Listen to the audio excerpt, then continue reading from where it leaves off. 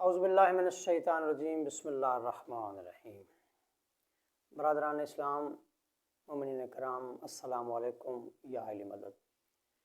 گلفام حیدر باقر اپنے YouTube channel ذکر و عرفان 1472 کے ذریعے آپ سے محو گفتگو ہے۔ ابتدا میں گزارش، چینل کو سبسکرائب کریں، دوست احباب کو بھی دعوت دیں۔ مقصد میرا یہ ہے میری بات، میرا پیام زیادہ سے زیادہ احباب تک پہنچتا رہے۔ احباب ازا، محمد و آل محمد کے عزادارو، مظلوم کربلا کے ماتمدارو، خانوادہ تطہیر پہ ہونے والے جو ظلم و ستم اور بربریت ہے، اس کی تاریخ کا جب جائزہ لیتے ہیں بطور طالب علم، تو حیرت و استعجاب کے سمندر میں غرق ہو جاتے ہیں۔ وہ کیسے لوگ تھے؟ وہ کیسے ظالم تھے؟ ظلم کا کوئی گوشہ، بربریت کا کوئی گوشہ کیوں نہیں چھوڑا گیا؟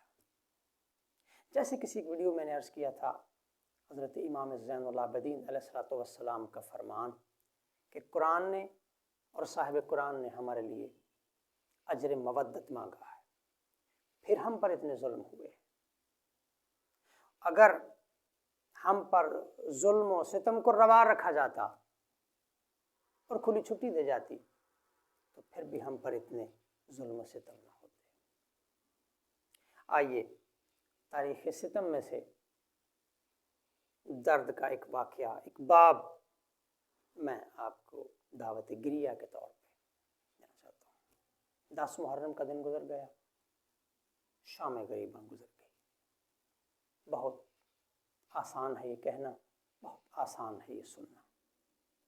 چلیے مجھے یہاں رک ایک جملہ، ایک شعر یاد آتا ہے ساغر صدیقی کا، وہ مجاز کے بہت بڑے شاعر تھے۔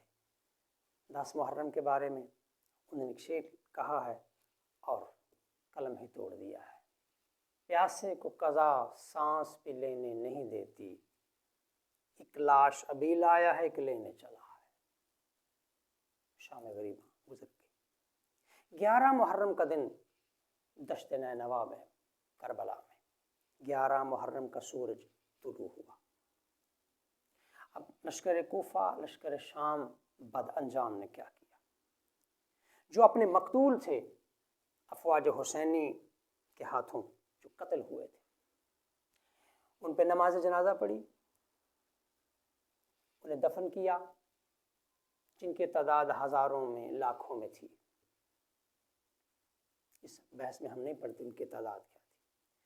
اجتماعی بہت بڑے گڑھے کھود کے ان لاشوں کو دفن کیا گیا، ان پہ جنازہ پڑا، انہیں دفن کیا گیا۔ دھوپ میں پڑی رہی محمد کے بیٹے کی لاش، علی و بطول کے لخت جگر کی لاش، خانوادہ عصمت کے مقدس لاشیں کربلا کی گرم ریت پہ پڑے رہے۔ سر کاٹ لیے گئے۔ مائیں دیکھ رہی ہیں، بہنیں دیکھ رہی ہیں، حرم دیکھ رہے ہیں، بیٹیاں دیکھ رہی ہیں، سر کاٹے جا رہے ہیں۔ یہ ظلم و ستم کی داستان کم تو نہیں ہے، مگر افسوس ایسے کینہ پرور تھے قاتلان حسین، دشمن محمد و آل محمد، کہ یہاں پہنچ کر بھی کینہ، بغض اور انتقام کی آگ سرد نہیں ہوئی۔ اب انہوں نے کیا کیا؟ اب ابن سعد ملعون نے کیا کیا؟ اس نے حکم دیا 40 گھوڑ سوار گھوڑوں کے پاؤں میں تازہ نعل بندی کریں۔ لوہے کے چھوٹے چھوٹے فریم ہوتے ہیں جو گھوڑے کے پاؤں کے نیچے لگائے جاتے ہیں، اسے نعل کہتے ہیں۔ گھوڑوں کی نعل بندی کی گئی۔ پھر اس نے اعلان کیا جتنے شہداء ہیں حسین علیہ السلام کے ساتھیوں سمیت، ان کی لاشوں پہ گھوڑے دوڑائے جائیں۔ اب یہاں کیا ہوا؟ چوں ہی یہ حرامی، یہ ملعون، یہ کینہ پرور افواج ستم کے یہ گماشتے گھوڑوں پہ سوار ہوئے، قبیلہ ریاح کے لوگ آگے بڑھے، جناب ہور کا قبیلہ، اور ہور کو مار دیا گیا، لاش کو پامال نہیں ہونے دیں گے، لاش اٹھا لی گئی۔ بنو اسد کے لوگ آگے بڑھے، حبیب کو قتل کر دیا گیا مگر لاش کو پامال نہیں ہونے دیں گے۔ جناب حبیب بن مظاہر کی لاش کو اٹھا لیا گیا۔ بنو کلاب کے لوگ آگے بڑھے اور کہا عباس کی والدہ جناب فاطمہ کلابیہ، جسے بی بی ام البنین ہم کہتے ہیں، وہ ہمارے قبیلے کی تھی، عباس کے ساتھ ہمارا یہ قرابت کا یہ رشتہ ہے۔ عباس کی لاش اٹھا لی گئی۔ بنو ثقیف کے لوگ آگے بڑھے، بی بی لیلہ کا خاندان،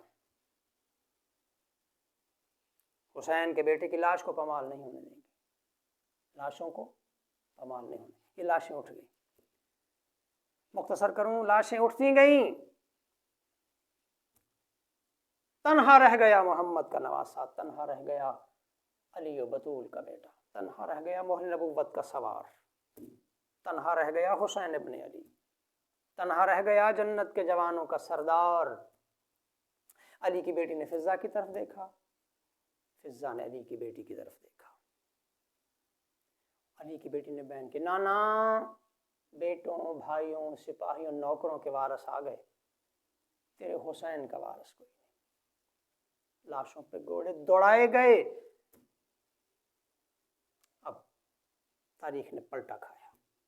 چند سالوں کے بعد کوفہ دارالامارہ تخت پہ بیٹھا ہے وہ جس کا نام ہے مختار بن ابی عبیدہ ثقفی، ہمارا سلام ہو، جس نے انتقام کے لیے کیا کارنامے انجام دیے۔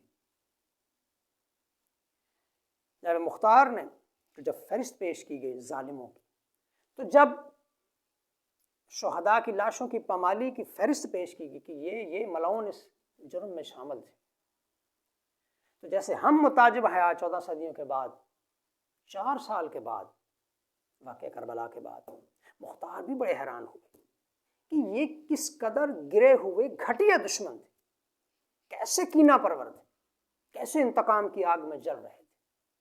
ان کی گرفتاری کا حکم دیا کہ جن جن فوجیوں نے، سپاہیوں نے امام حسین علیہ السلام کے مقدس وطن پہ گھوڑے دوڑائے ہیں، انہیں گرفتار کیا جائے۔ اب 10 حرام زادے گرفتار ہو کے مختار کے سامنے پیش ہوئے۔ مختار نے کہا تم ہو؟ وہ 10 حرام زادے، وہ 10 ظالم، وہ 10 بدکار جب مختار کے سامنے پیش ہوئے تو ان ملعونوں کے نام کیا؟ اسحاق بن حویہ، اخنس بن مرصد، حکیم بن طفیل، عمر بن سبخ، رجانہ بن منقذ، سالم بن خزیمہ، صالح بن وہب، واعظ بن طاخم، حانی بن سبید، اسید بن مالک۔ یہ 10 حرامزادے گرفتار کر کے جناب مختار کے سامنے پیش کیے۔ جناب مختار نے کہا مجھے یقین اب بھی نہیں آتا، کیا تم نے یہ جرم کیا ہے؟ سر جھکا کر نے کہا ہاں مختار، ہم نے جرم کیا ہے۔ جناب مختار نے کہا کوئی انسان چاہے کتنا بھی کینہ پرور ہو، ظالم ہو، دشمن ہو، مگر اس حد تک نہیں جا سکتا۔ مجھ میں تمہارے شجر نسب پہ شک ہے، تم اپنے ماں باپ کے نہیں۔ ارباب اعضاء جب ان حرام زادوں کے بارے میں تحقیق کروائی تو یہ 10 کے 10 ماں باپ کی خیانت کا نتیجہ تھے۔ 10 کے 10 حرام زادے تھے جن کے نام میں نے آپ کو۔ جناب مختار نے کیا کیا؟ جناب مختار نے کہا آج محمد وآل محمد کے طفیل، محمد وآل محمد کے اس نوکر کو اللہ نے طاقت اور اختیار دیا ہے، اور روز حشر کا حساب اور عذاب تو ابھی آگے ہے، میں تمہارے اس عمل کا اس دنیا میں تمہیں اس کی سزا دوں گا۔ جناب مختار نے حکم دیا دارالامارہ کے سامنے جو کھلا میدان ہے وہاں سارے کوفہ کو اکٹھے کیے جائے، اپنے بیگانے سارے اکٹھے ہو گئے۔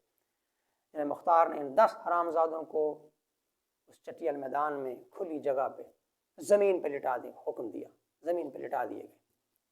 اب ان کے ہاتھ اور پاؤں زمین پہ لٹا کے کھول دیے گئے، پھر ان کے ہاتھوں اور پاؤں پر لوہے کی میخیں اور کیل گاڑ دیے گئے، یہ زمین کے ساتھ پیوست ہو گئے۔ اب جناب مختار نے حکم دیا اپنی فوج کے سپاہیوں کو کہ ان کی لاشوں کے اوپر نہیں، ان حرام زادوں کے زندہ کے اوپر گھوڑے دوڑاؤ۔ ایک فوجی دستہ اس طرف سے گزرتا، دوسرا اس طرف سے گزرتا، تیسرا اس طرف سے گزرتا، ساری فوج نے ان حرام زادوں کو زندہ گاڑ کے گھوڑے دوڑا دیے اور زندہ کا قیمہ بنا دیا۔ یہ تھی ان کی دنیا میں سزا۔ ابھی خون کا وارث آئے گا تو پھر ان کا پتہ نہیں کیا سزا اور جزا کا عمل ہوگا۔ جناب مختار پہ سلام، قاتلوں کا انتقام لیا۔ السلام علیکم یا عالم۔